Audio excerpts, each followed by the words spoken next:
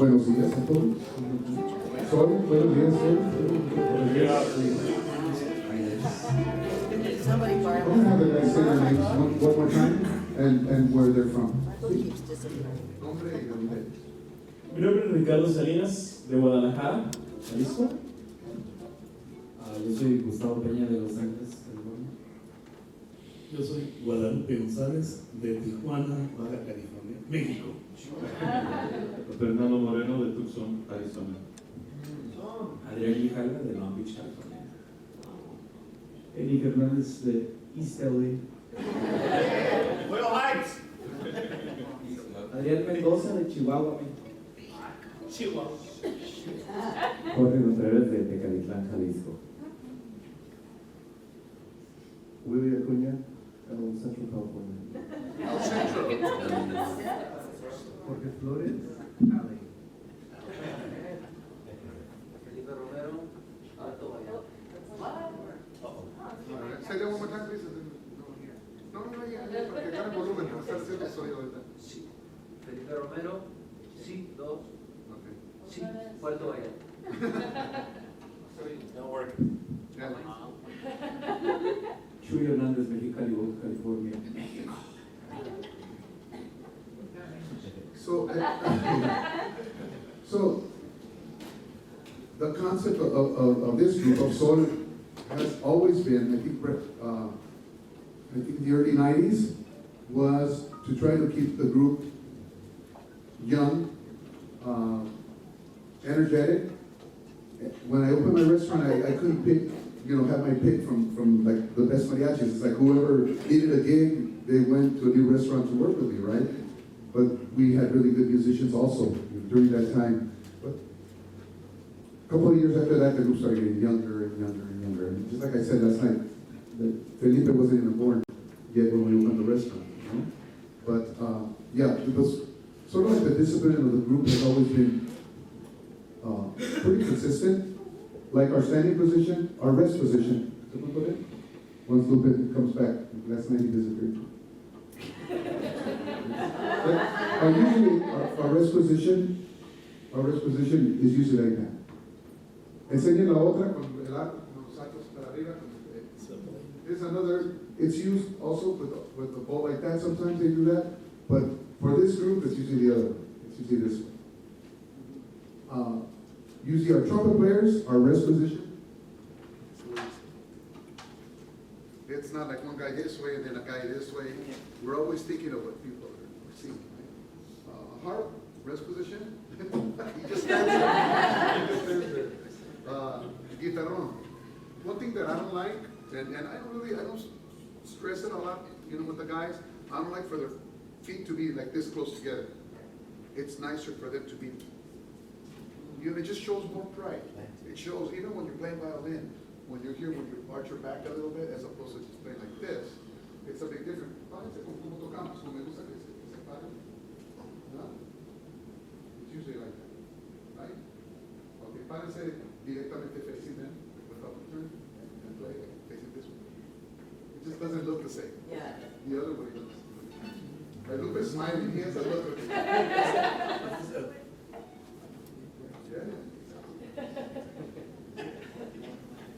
That's something that we're always looking at. Now, there are places that we play where it's just acoustic, right? It's acoustic balance, where we don't have sound. Like for instance, if we play, no tomen los micrófonos, pónganse enfrente de los micrófonos, muchachos, por favor, sí. Enfrente de los micrófonos. Eso sí, bueno, ellos están para allá. Pero si yo digo que we're gonna play Somos Novios, just, it's impossible, right?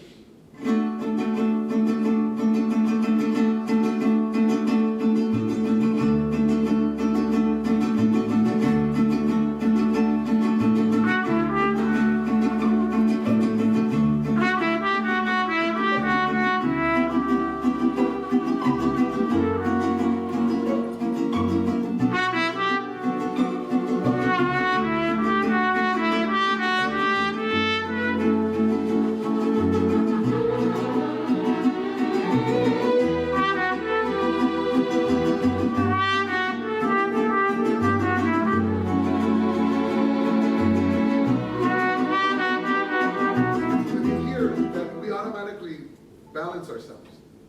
As a soloist, I play like half the volume, so you guys could be able to hear the strings, hear the strums. Now, usually if I tell them, cuadro, ¿no? Vamos a la gente, right? So, otra vez, somos novios, y ustedes hacen su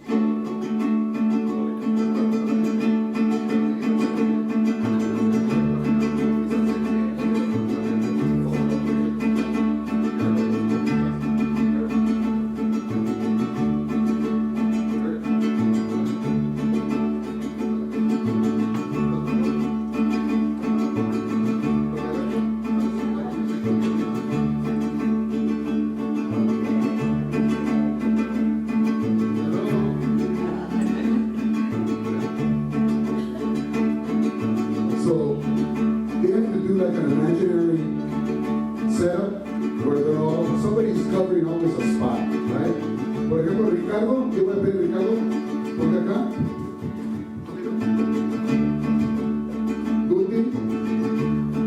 Lupe, así hace cuadro. That's sort of like an automatic thing that we like to do. And sometimes every room is different, right? Sometimes there's confusion, like this morning, right now. Nobody is really awake, but that's usually what we try to do, and it's, if 1, 2, 3 guys come with an attitude of I don't care, it's not a good thing. If we all have to come and try to work as a team and try to fill it. So once we start, then we try to balance ourselves.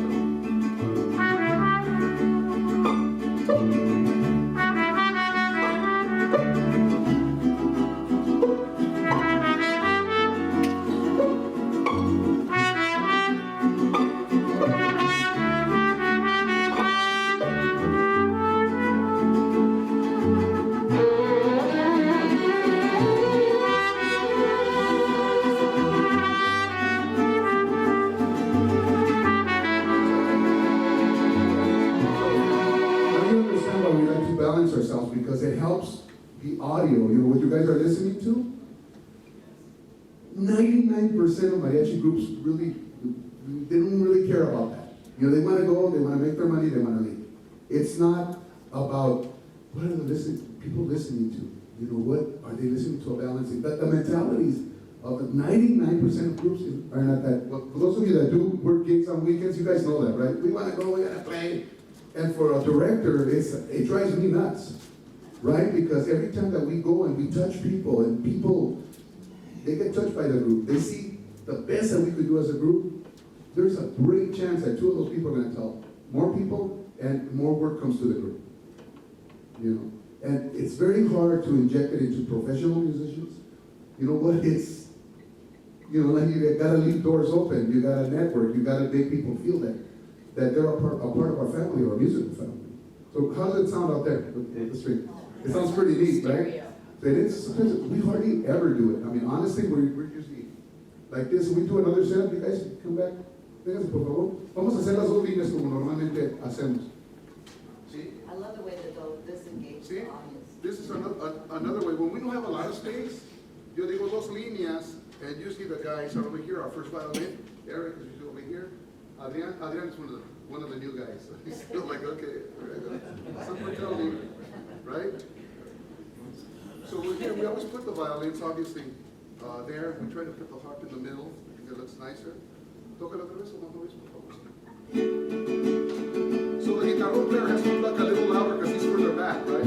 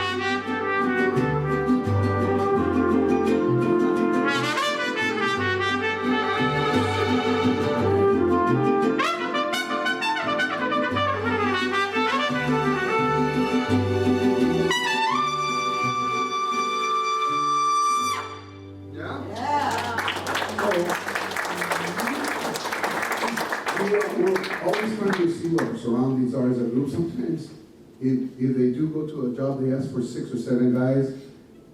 Sometimes the repertoire changes, right? And we start playing more polkas, more traditional. It's more of a traditional sort of setup, 7 guys, and we'll play more instrumentals, like la gruta.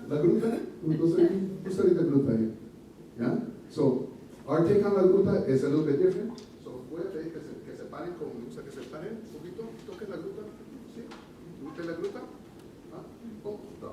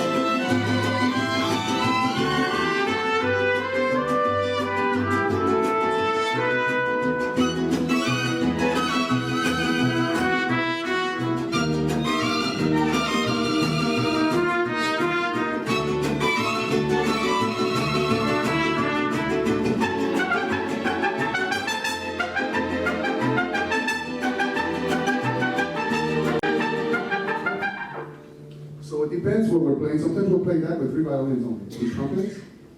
And the whole showmanship thing is, I mean, it's so important also in mariachi. A lot of musicians don't like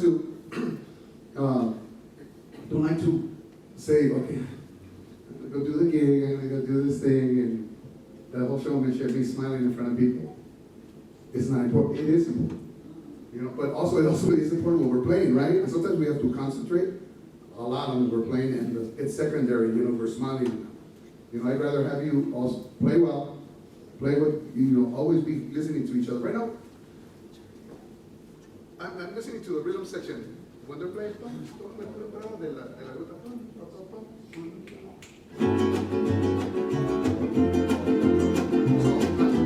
away I'm listening. I'm hearing that because that's sort of guiding me for me.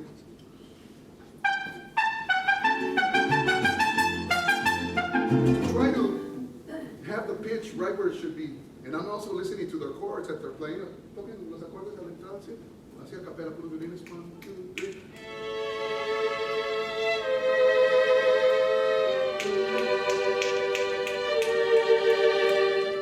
You know, there's guy has to be the sensitivity, especially the violins, because there's always 5, 4, 6 violins, and it becomes more difficult, you know, for everybody to be on the same page. And it's such a huge responsibility for a leader also. You know, sometimes they have to be aggressive in a good way, so everybody could feel like, okay, we got our leader and he's leading us. Mm-hmm. Sometimes there are leaders that say, oh, I don't want to get anybody upset. It's not about that.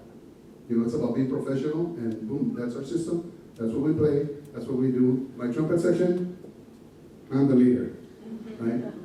And I mean, the guys, they really don't have a problem with that. A lot of times I'm turning around with us because I'm always listening to pitch. It helps me too, stay in pitch. You know, I don't know, did you guys hear the group pretty much in tune last night? I mean, we're trying to play as much in tune as we can. I gotta listen to a recording also, they recorded that last night. So.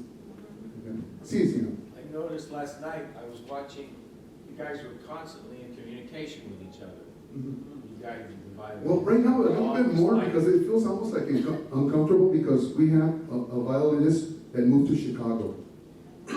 So our new violinist is Adrian. Right, Adrian's been in the group. He's been in the group a month. All the music that he's been learning in 1 month, and everybody's. But you know, besides Adrian being a very talented player, and he's very well educated too. And tell him a little bit about. I did undergrad on violin performance at Cal Long Beach, and my grad school on viola performance. Yeah. So, you know, Adrian is a young man that Eric would recommend. Hey, we ever recorded? Adrian is there, so he comes in. I mean, come in, no problem. Sees the music for the first time, and we're 2, 3 takes, and then record. Okay, that's super, super important.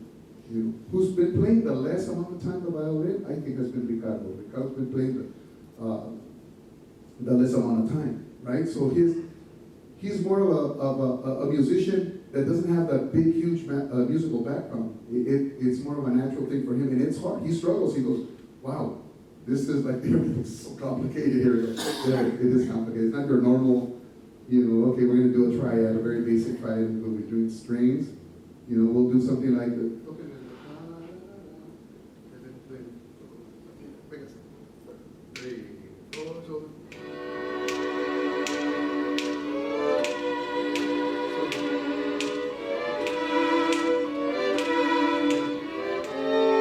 so they have to retain and remember those harmonies. If we're playing something like the Glenn Miller medley that we do once in a while, they have to retain those. It's not like a normal, okay, I'm just going from 1 to 5 to 4. Pretty traditional. Sometimes we have to do this, so anybody that hasn't been exposed to that in this group, it's sort of like a wake-up call. But the great thing is that the attitude, I mean, let me tell you, I don't think, in all the years that we've been together for 35 years, I haven't had such a great, positive group of guys play together like these guys. Somebody new comes in and they're always willing to help, always willing to, during their breaks at the restaurant. Some guys want to, hey, I want to go have dinner during my break. But if the new guy, hey, can you record, this song for me, my part? Because that's their job, to ask. The guys aren't going to say, hey, come here, I'm going to teach you.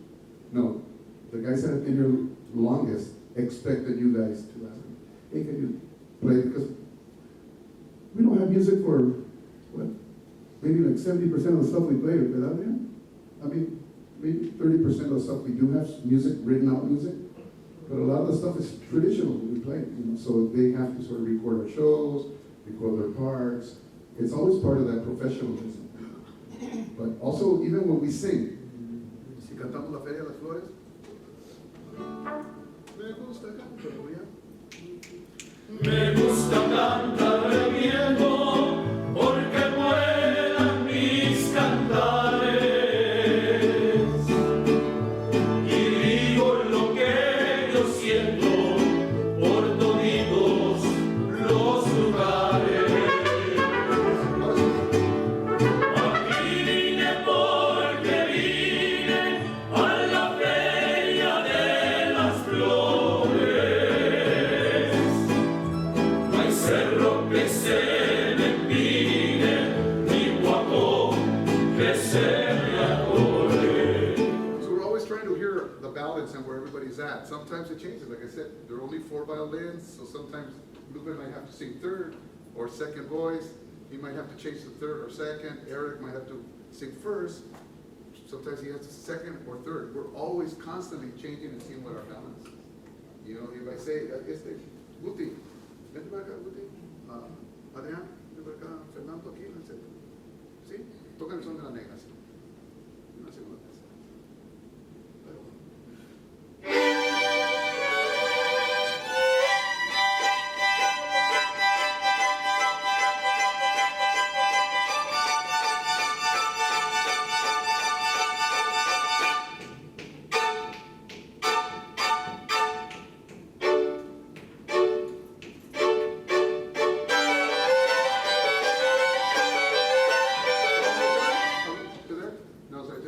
Toca primera, toca segunda, o toca segunda y tú tocas tercera.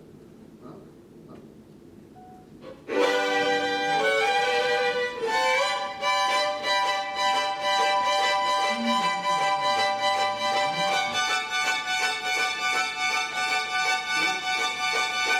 So we always have to have that option where one is changing the first, one is changing the second. The traditional stuff, we don't have too much of that problem. And I say, Lupe usually plays third here, ¿verdad? A ver, toca segunda,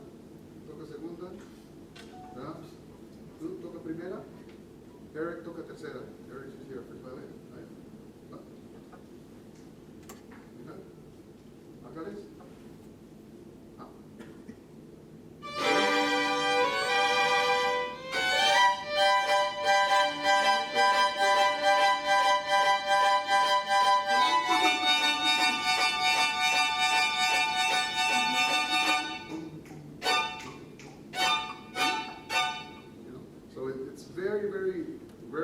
that I do this kind of combination, but they still have to know that traditional song book that mariachis have, they have to know first, second, and third violin parts. That's sort of like the ultimate, you know, one as a director, you get a violinist that, I'll ask, what do you play? If they say, I play first, okay, this guy's not the guy for my group. You go, what do you play? What do you want me to play? I could, you know, I play third pretty good, second, my strength is third, but I do play all three, the traditionals. That's what I love to hear. That's what I love to hear. But somebody says, oh, I only know second. I go, dude, I go, come on. You know, sometimes when I need a first, and you're here, and I need that flexibility of the violin section. That's the hardest thing I think about the section. In the rhythm section, I think, ¿cuánto tiempo tienes, Tigre? A little over a year. ¿Na Felipe? ¿Vihuela o guitarra? La mayoría del tiempo. Yeah? So he's been playing vihuela for a while. But, I mean, he plays guitar very beautifully, too. You know, modern music, he could accompany himself. Just alone with the guitar, he's a very good guitar player. But him coming into the group, he comes and, okay, there's a system of playing. His job is sort of to pick up that kind of system, and my job as a director is to see what his strength is and to try to feature him there. So he's got an awesome left hand, right hand. So you saw yesterday at Cascabel, I mean, he does a lot of things with the vihuela. I mean, he does some positions that are pretty cool. But for me, what's more important is that it keeps good tempo together with Chuy. You know, so if I play a rey, huh? Do it, in do. Right, we locked in already. Yeah. Right? So if I play El Rey with a different tempo, they gotta listen to where I'm at musically.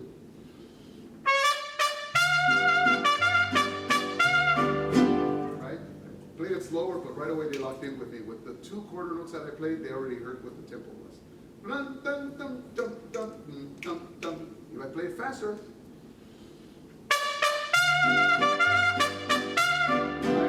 right? So their job is like, you know, what kind of mood does Jose come to work? You know, the tree tells me, he goes, you know, today you played it a little bit faster than yesterday. I said, well, but we played it together, right? We played it together. So that's the whole idea, right? To play it together, right? And I mean, obviously vocally, we always depend on Lupe. You know, we depend on Lupe. Ricardo's a strong vocalist. Gustavo's a strong vocalist. Fernie's a strong vocalist. Adrián nos ayuda a nosotros también. The trio, he helps us a lot of the trios. Right now, he's just concentrated on his playing, to be honest with you. Eric is a strong one. I hardly ever put him to sing, but Eric actually sings very pretty. But but he's really good at harmonizing. Like, I think yesterday he did some, when we're doing the Agustin Lara thing, he's never sang those trios with us. Never. Because we have to fill in with the other guy that was in here, Joaquin, and then we played another song where he came in, and I was looking at him, I go, one of the songs, right? And he was singing a song that he's never really sang in that medley yet, but I commented him, like, he has a lot of experience, he knows a ton of songs. And I knew he would know the lyrics to that song, right? But still, we were sort of nervous for him. We go, oh, man, I go, he's so used to accompanying that part. Por tu culpa, mujer, por tu culpa. But it came out okay. And Eric did the trio, came out okay. And he's just hearing, remember I told you guys, oh, how do you do trios? I go, we're just hearing the progressions. And that's just what we do. Yeah? That's just what we do. We sort of try to hear it. Dicen que la distancia es lo que te chuta. Pero no lo toquen, eh? Just sing the first voice. Okay? I don't know if he knows the lyrics, but no, I don't know. Pero canta la tercera, ¿no? Okay. Pero yo no consigo esa razón, okay? Here goes. Dicen que la distancia es el olvido, pero yo no consigo esa razón, porque yo seguiré siendo el cautivo de los caprichos de tu corazón. Supiste esclarecer mi pensamiento, me diste la verdad que yo soñé. I mean, we're trying to fill in, he doesn't know the lyric, we're trying to fill in the harmony, right? And my hope is that the first voice always stays in pitch, right? Always says a bitch, right? No, it's, I mean, you know, when the nerves kick in, we always tend to laugh. Those are nerves, right? But it's sort of nerve-wracking. So you digo, canta tercera, ¿no?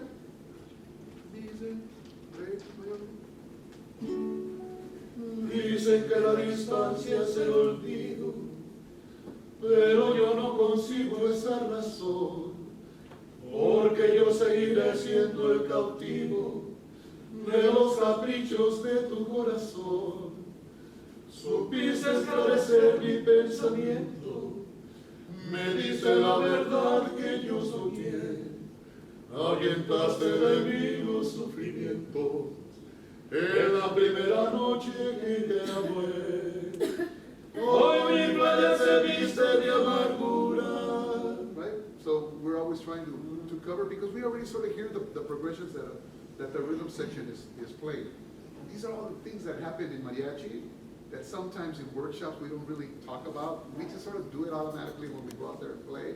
And it's fun when you have sort of a group of guys that hey, let's do this trio. We used to do that with my family a lot. I mean, 30 years ago, we used to play it with my father singing third or second, or Pedro, my brother, singing first, or me singing third or second. We always switched around, and we improvise trios. It's fun. It's really fun. There are certain places that we get to do that. But just remember that the mariachi, it is primarily about playing well and singing well, but it's also very important to have the professionalism and the showmanship. So estamos tocando son la arena, con todos los muchachos, y va a ser seguido. ¿Ya? Venga. Va.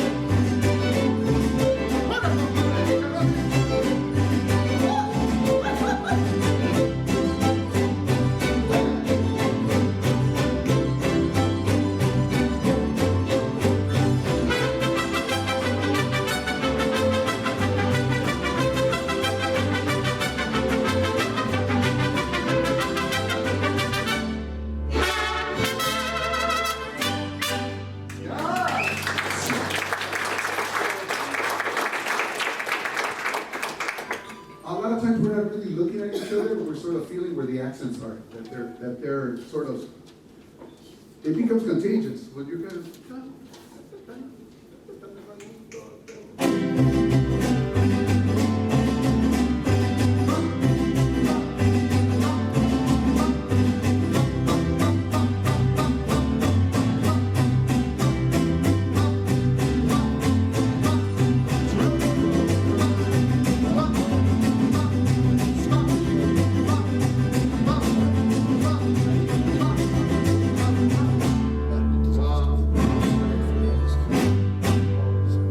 So it's always that pulse, and we're just trying to build this as much as we can. ¿Cuánto cantamos? El pulso de ellos, ¿eh? Ah, otra vez. 1, 2, 3.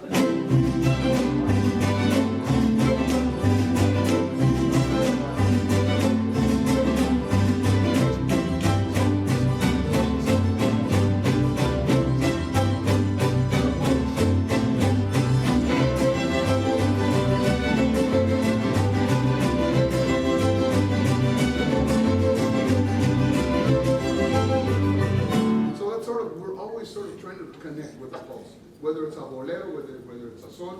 And boleros, I usually try to ask them, tocamos más allá, for instance.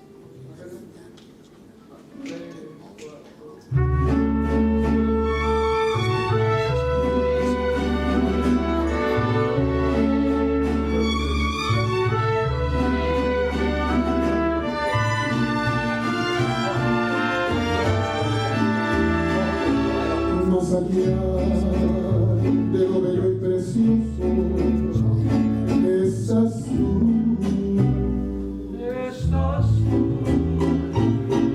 Más allá del sueño que ambiciono, estás tú.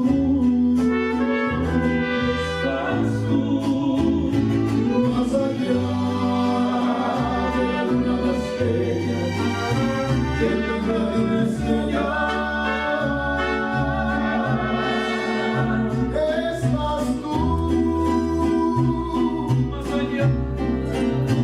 Estás tú, amor en mí, estás más allá.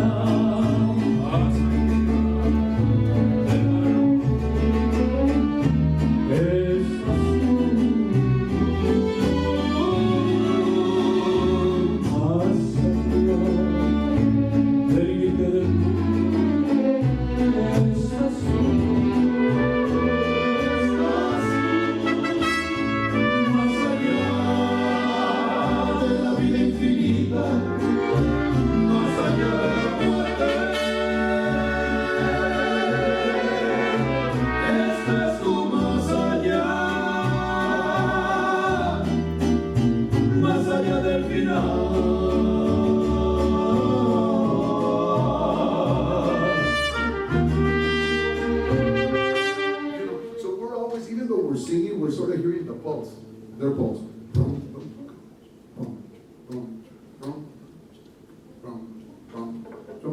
It's very, very important. And a lot of times when we get a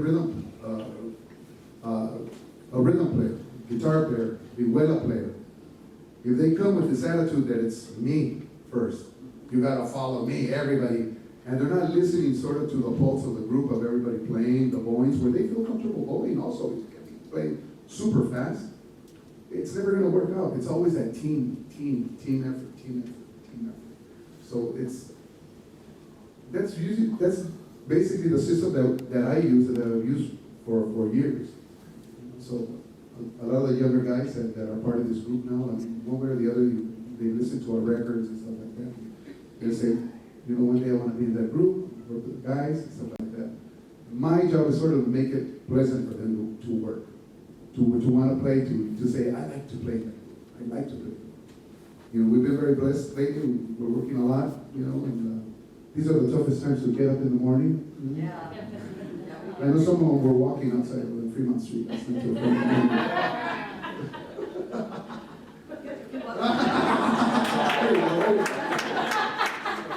all right. Well, how much money is it? $200. You want $200?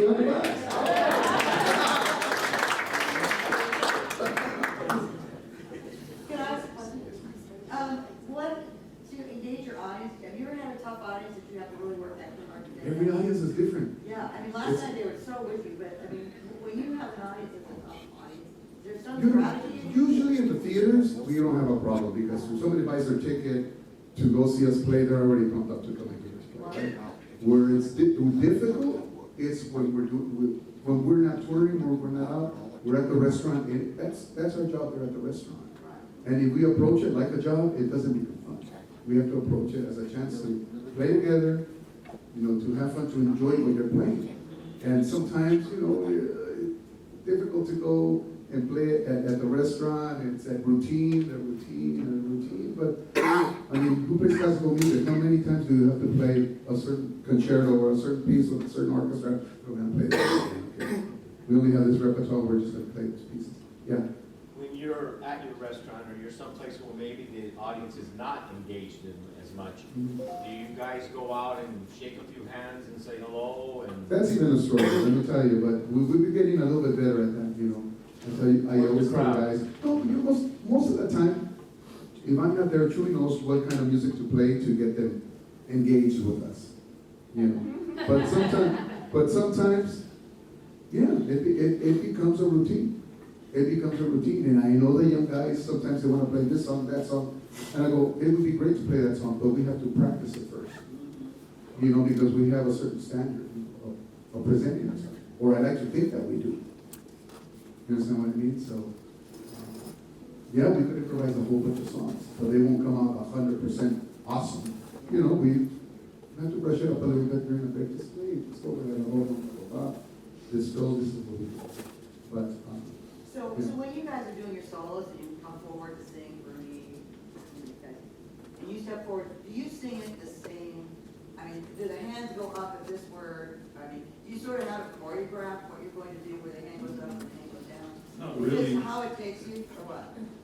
Me personally, I just try to connect with the lyric, and wherever that takes me, and every day it's different because you feel different. Sometimes it'll connect differently with you, so that's what I try to do. And I see it like when he goes up there and he performs, it's never the same. Never the same one. I used to be like that. The same thing with Gustavo. Now my job is when we're playing, or even at the restaurant, at the restaurant, I say, I know we're on a stage, but still there are people sitting over here and people sitting over there and in the middle. So we're gonna start in the middle, then once in a while come over here. They like to know that you're singing to them. Yeah. Then there's the música del medio where we play, and we'll play here. They like that. Yeah. That's part of it, And sometimes you don't know how difficult it is to get it in somebody's head for them to say it's important. It's important. I mean, you're not doing me a favor. I mean, I could really go there and say, you're working for me, I'm paying you. I mean, are you interested in working here? I hate to go there. But it's like, you tell somebody you want them to be professional. I've had guys like that. Where, it's just about them. Forget everybody, they have their chip on their shoulder. It's like, I try to be an example. And mariachis are a very special breed, let me tell you. At the professional level, well, you work with some professionals, but mariachis can be a very special breed sometimes. But then, you could also be very fortunate and very blessed. Like I said, I mean, for the most part, with us, it's a good chemistry. It's good for the most part. They're very, very flexible. You would say, boom, sometimes there's lack of communication sometimes, and it's sometimes not their fault, or sometimes it's not our fault, right? But for the most part, it's gotten better through the years. And we have to, it's a respect for the audience, I noticed, you improvised a little showmanship when the mic wasn't working, your brother came over and said, you put your arm around the violin player with someone on that mic with him, it looked like that. And I'm still trying to balance, right? Because my voice is a little louder than Eric's voice, but Eric it's cool. Very soft. Eric has a soft voice, but Eric sings very in tune. For me, it's cool to sing with him because he's in tune. It's a good guy for me. When you play with somebody that's in tune, it's awesome to play like that. It's not too nice to be playing with somebody that's out of tune. Getting back to working a difficult crowd, I saw the Mexico played in Indiana, and I would say 95% of people did not hear what he had. And so the clapping was very polite. People were very, very nice in Indiana, but it was very polite.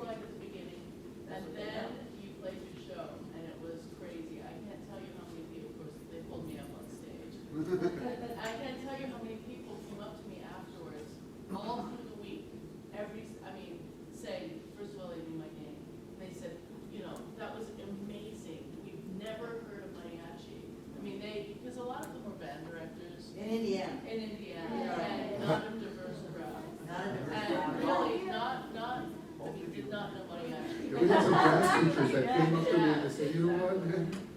Man, I heard some of the jazz language in your chords and your progression. It's so nice to, they were, I mean, I got excited hearing them talk about the record. I felt so good, so proud of my guys. I go, but if you notice in Indiana, our show was a little different than last night. Yes. In Indiana, we were saying, me cansé de rogar. Like, we knew nobody spoke Spanish, right? We're like, come on, sing with us. We're gonna sing. We sort of kept away from that. Right? But the point is, they were on their feet at the end, and they're cheering and clapping, and the feedback was like. We got converts, I think. Complete, it's like, yeah. That was a fun thing. Yeah, that was fun. It really was. So, a lot of my students are starstruck by you guys. That's all you talk about in Mariachi school. In fact, one of the kids for Heritage Month dressed up like Jose Hernandez. He's like, who's your hero? Jose Hernandez. What kind of advice would you have for, 6th, 7th grade kids who are just enamored with mariachi, to keep them excited through the hard times, because learning your first song, you're like, oh my God, I can't do this. You know, I think the perfect people to ask, honestly, are for instance, Gustavo, who was part of the foundation group that we had from my foundation in 1991. He was, I think, the first generation of students, probably, right? Him and his two sisters, I played with Reinas, with the all-female that I had. But he could tell you more or less, what it was like going. I'd say, you know what, it's like, if they're amazed with that, it was the same as me. So, what I wanted to strive for is just practice, so I can get in this group, so I guess just say practice, and I mean, and if they come up to us, I mean, we're always nice to everybody. We try to be at least nice and talk to everybody, so I mean, it would help for them to meet us maybe and talk to us. Well, tell them, we can do that. Yeah, we do that. Sometimes we do outreach, sometimes we, together with our agent, wherever we go, there are a lot of groups. I think we did it in Oregon, right? In Portland, or we did in Eugene. We did a couple of the groups there. They came to actually to our sound check. I know we're going to be in Scottsdale, so you're going to take your kids to the Performing Arts Center. So they're going to sit in during our sound check. Yeah, to me, it was also as well. I mean, he would talk to all of us as well. So when he would talk, it was like. And we had that yearly concert, where we featured the first batch of kids that we had. I think we had like about 40 students or something like that. And it was really cool to have them. Ricardo Montalban, he was the speaker for our first show. I think the second year I took Lola Beltran, Lucha Villa, and Miguel Aceves Medina, all three of them. And they went to support my foundation, which was just awesome. But all these guys were very young, they were little kids. And I think Adrian was part of my foundation too. Adrian, were you? Yeah, and he was part. He said, yeah, I was in the school with Bernie Stelly. I go, you were okay. But yeah, it's really cool, And we did a little Juanito de Mexico, I remember, I think Gustavo was part of it, Eric was part of it. But they were still doing, Eric was still doing his classical music, and I mean, I wasn't really brought up playing classical music, but I don't even know what goes through your mind when you're really like, your violin teacher's telling you to play this way, and then in mariachi, you're being pulled this way, as a kid. That must be very confusing, I would assume, right? Does that happen? Did that happen to you? Well, I didn't really have teachers growing up. No. So, But until college. until college. Oh, so in a way to help. Eric had teacher, I think, since the age of what, 8 even? No? Oh, sort of almost five. I actually don't think that applies to violinists because at a certain age when I think the majority of people know when you play the violin, it takes you about half a year, maybe to 3/4 of a year to actually take out sound of the instrument without that scratchy noise. So for there to be a consistent clarity. So when they tell you mariachi play, like dig in, there's something about having studied that that's always going to prevent you from sounding that real rustic type of quality. But technically, it doesn't affect you at all because I had teachers, and since that was my foundation when I played mariachi, or when I won my t-shirt, it was never an issue because I had other things I was doing apart from that. And my tone, that kind of foundation was already being set before I even started getting involved in Mariachi. I think it applies more to trumpet players because of the way the vibrato. The attacks. Yeah, I think it's a much more of a significant issue with them as opposed to us. I don't think there was ever anything that my teacher told me about because I was studying things really different. I would learn a couple songs and it's different. I think it's more applies to trumpets. Could you demonstrate though what you like a classical approach and then the mariachi approach? You know, what right there, do you think there is a difference at all? Well, I think like Negra is a good example. We all have to. It's a very energetic song. Right? The majority of times when we're playing at the restaurant, my dad's not there or Michael's not there. If Jorge and I are in charge, I pretty much always start with that one because that one's an easy one. It's good to warm your fingers if you haven't warmed up yet, and it's very energetic. But I think one of the key principles of playing that song is you always want to come in very energetic. You want to really. I'm putting a lot of weight on the bow, but I'm pulling it fast enough so it doesn't sound. Yeah.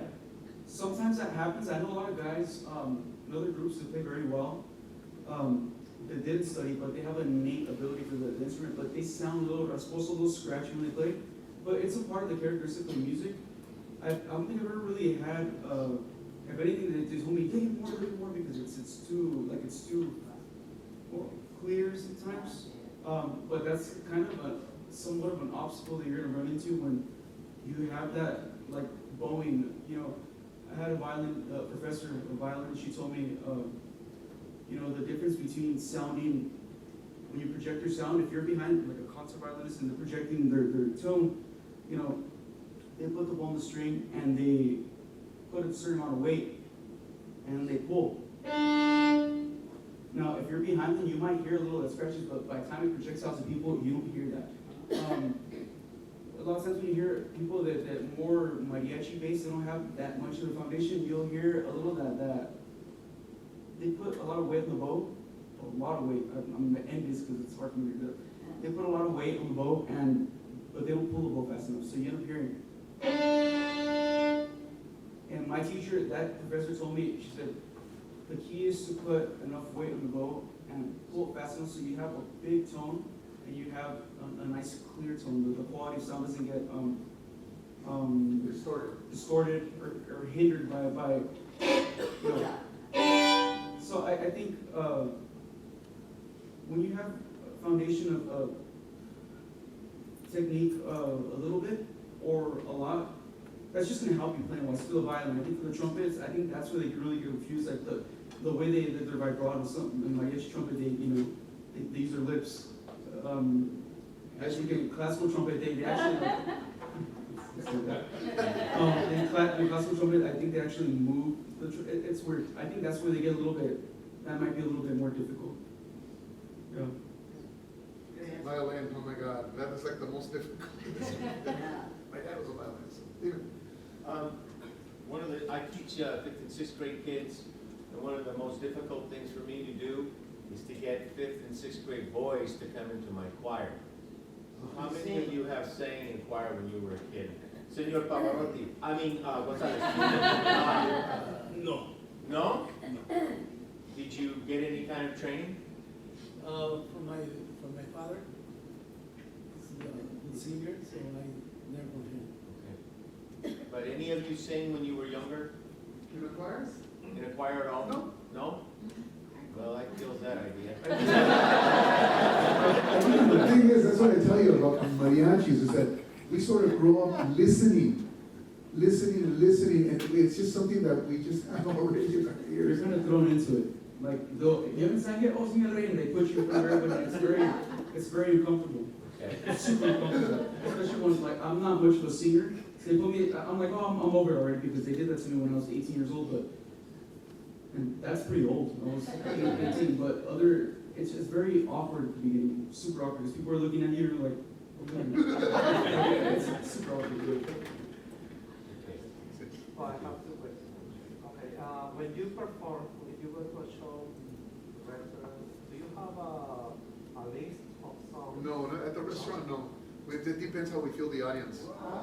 You know, we want to get up, I mean, there are certain songs that we know, I mean, they have to be dead if they don't respond to certain songs. My job, which is, it's sort of sad to say, but my job and their job is to try to get people to consume. You know? The other Sad, question, how how many songs do you? We don't count the songs, we have No, no I mean, clue. how many songs by memory? We don't even know. We don't know. We have no clue. How many songs do you have? We have no clue. Just, hold on. We've never really sat down to wait. Yeah. Yeah. I know you're very, all very busy, the gigs, traveling and recording. How do you manage your time to be very, play very precise? Well, you know, we work together 4 nights a week for the ones that work the less with us is, for instance, Lupe, he's in San Diego, and Lupe is a full-time teacher at Sweetwater School District. Right?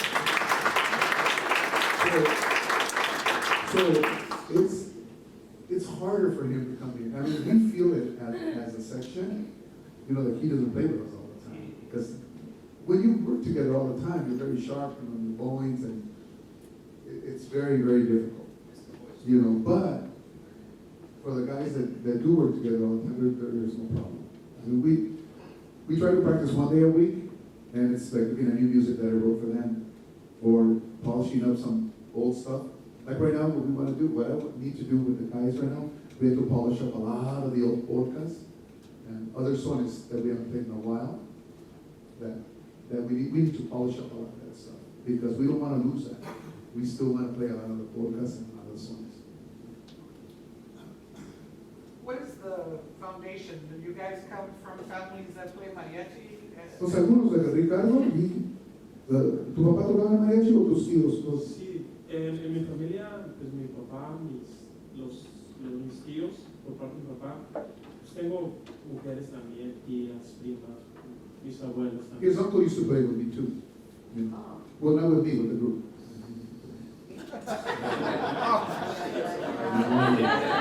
Used to play music for them. It's early in the morning.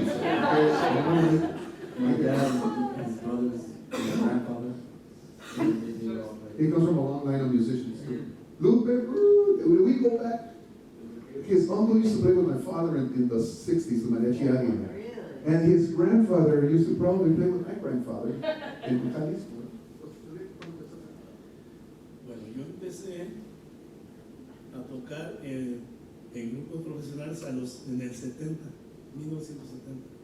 Pero mi abuelo y el papá de mi abuelo tocaron la Sierra del Tigre allá con su abuelo. Es como It's because, you know, originally this music was really passed down from family to family. And most of the families will say, "Oh, you're my daughter. No, you don't play mariachi. You're just a man." Fernando? Now there's a great example of mariachi education. He grew up in Tucson. He was part of Changuitos Sales too. So that's you know, it's sort of like a whole new generation of musicians that don't come from mariachi families, but they learn the music, you know, through the way that all of you are teaching this music, which is awesome. He's your kid right there.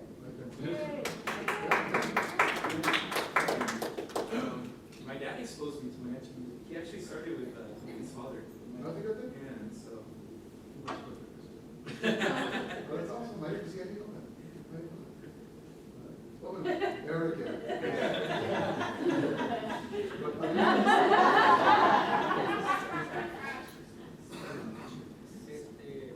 Mi mamá era cantante y toda su familia también mariachis y músicos de orquesta, de banda y muchas cosas así. Yeah.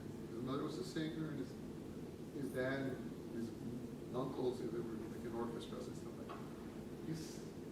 He looks like he's 16 or something. Everybody tell me he's like 16. I go, he's the Mexican version of Justin Bieber.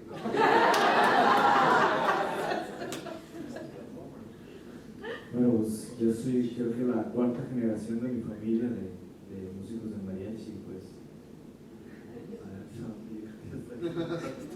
Yeah, he's had for 4 generations.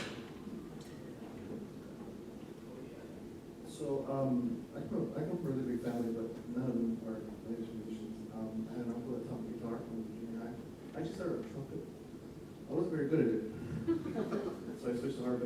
it's just going to, growing up in public school, public education, band, orchestra. We sort of introduced mariachi in his hometown, because, what was it, like 1988 or something, 89 maybe? 89. He was one of my trumpet students. Yes, Yes, I yes. was like 6 or 7, I was 7 or 8. But it's great that he knows a little bit about the trumpet, right? Because he could talk about it. Yeah, and especially for like to encourage your kids too. Like it's great when they're in college. Weekend job, it's awesome. And yeah. But you're studying musicology, right? At the music college.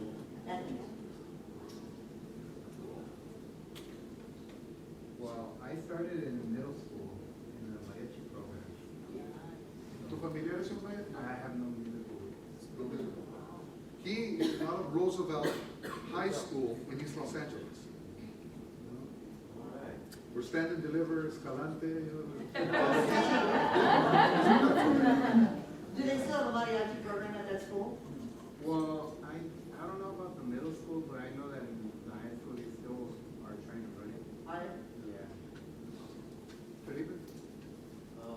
Mi papá.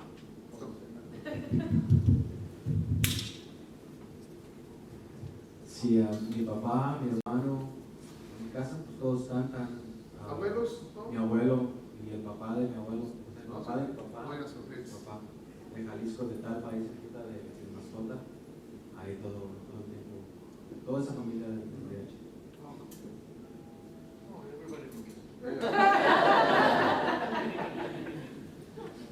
Yes. For guitarón player, did you start on guitar? You know what? I started on guitar for. I started playing guitar for like 3 days. And I misheard my teacher say guitarón, so when they said who was gonna play guitarón, there was only 3 guys who raised their hand. Me. I wasn't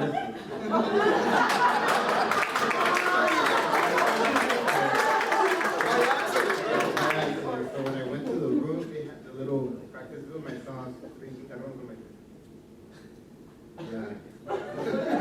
Yeah, but I started playing it and I liked it. Well, his family's from Cocula, Jalisco, right? So it's one of the birthplaces of mariachi music. Cable. Well, we're almost at the end of our session. First of all, I broadcast the whole thing live on Periscope. So you guys will get it, you can, if you sign up for Periscope to follow me, and that way it's it. And that was really great. I have to tell you that it's so great that we have the real deal here. And so that, I didn't know a lot of things about a lot of you guys until just today. No, it's really cool. They have their story. Yeah, your stories are wonderful. I mean, I would love to see just a little publication about each of you and your background. It's inspiring to teachers because, we're going forward from this week to go out and try and touch others who are going to be you one day, right? And replace you. And the point is, we want to carry what you have done, the way you've established the farm, we'll say, and all of your players. This is what we aspire to do, so that the art form continues to live and breathe forever. And so you're coming here last night, today, to inspire us, to go out and be better teachers. I can't thank you enough. And we're very grateful. Oh, we're very grateful we're for all of you that you're out there, the trenches, working with kids, trying to promote this music for us. It's awesome. And we know it was difficult for you to get up so early this morning. But we really do appreciate it. It means so much. So let's give it another big